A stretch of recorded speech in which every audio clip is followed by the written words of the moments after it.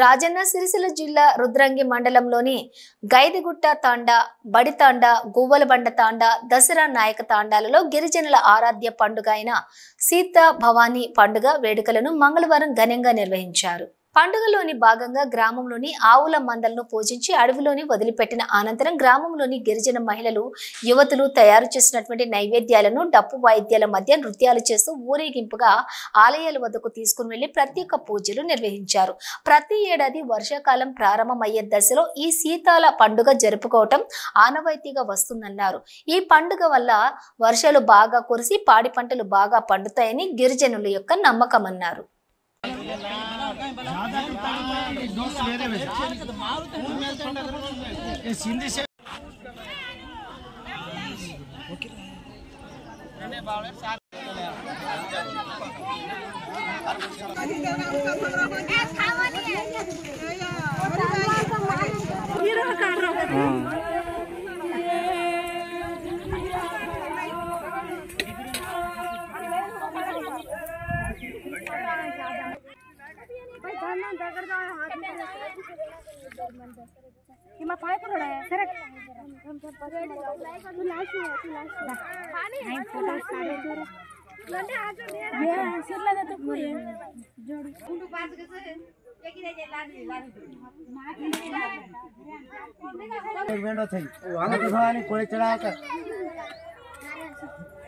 శీతల పండుగ అనేది మా ఆరాధన దైవం.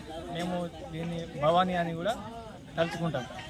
ముఖ్యంగా ఈ శీతల పండుగ చేయడానికి కారణం ఏమిటంటే వర్షాలు మంచిగా పడాలి, పంటలు మంచిగా పండాలి, మరియు ప్రకృతి బాగా మంచిగా ఉండాలి, వర్షాకాలంలో ఎలాంటి రోగాలు రాకుండా మంచిగా ఉండాలని ఈ శీతల పండుగ మేము చేసుకుంటాం.